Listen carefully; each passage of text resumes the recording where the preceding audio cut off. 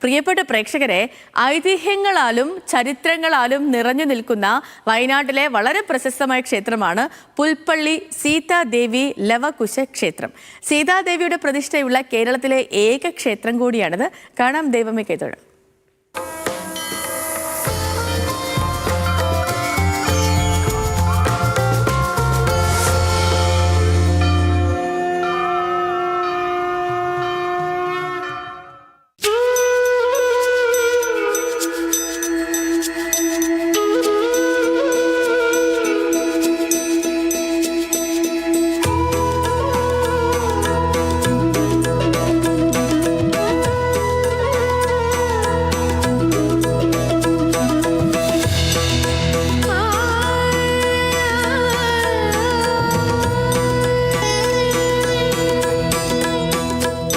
ബ്രിട്ടീഷുകാരോട് പടപൊരുതി വീരമൃത്യു വരിച്ച പഴശ്ശിരാജാവിൻ്റെ സൈനിക താവളമായിരുന്നു ഒരു കാലത്ത് ഈ ക്ഷേത്രം. ഇങ്ങനെ നൂറ്റാണ്ടുകൾ നീണ്ട ചരിത്രവും പുരാണങ്ങളും നിറഞ്ഞതാണ് ശ്രീ പുൽപ്പള്ളി സീതാദേവി ലവകുശ ക്ഷേത്രം.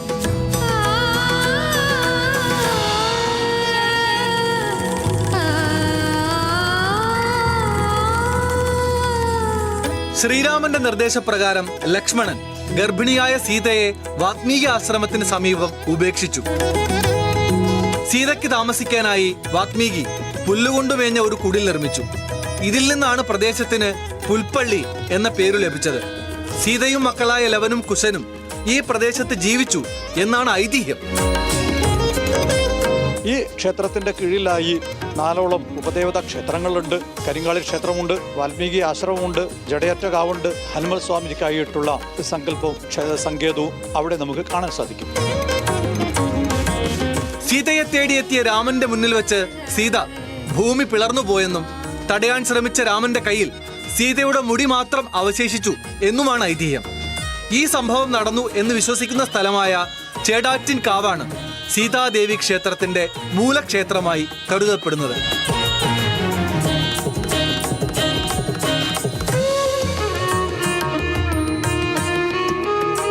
പുൽപ്പള്ളി ടൗണിനോട് ചേർന്നാണ് ഈ ക്ഷേത്രം നിലകൊള്ളുന്നത്.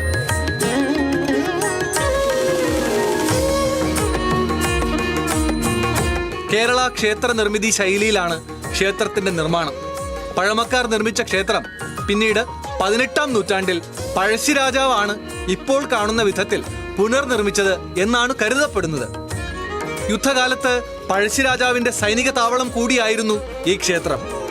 പുൽപ്പള്ളിയിലെത്തിയ ടിപ്പു സുൽത്താൻ സീതാദേവി ക്ഷേത്രം പൊളിച്ചു മാറ്റാൻ ശ്രമിച്ചുവെന്നും എന്നാൽ പൊളിച്ചു മാറ്റാൻ സാധിക്കാതെ പിന്മാറുകയായിരുന്നുവെന്നും കഥകളുണ്ട്.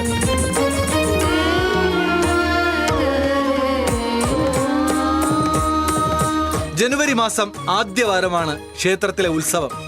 ജാതി മതഭേദമന്യേ ആയിരക്കണക്കിന് ആളുകൾ ഉത്സവത്തിൽ പങ്കെടുക്കും.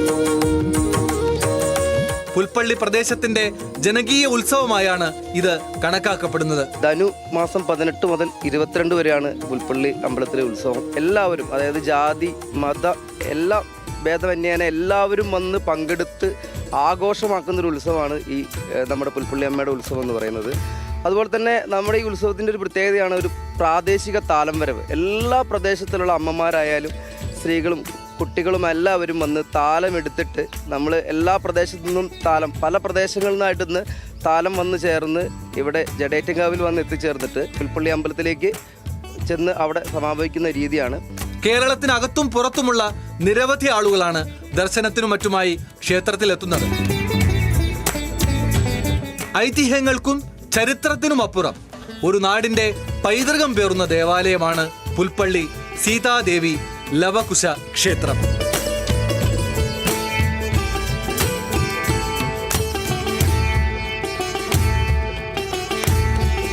ന്യൂസ് മലയാളം, വയനാട്.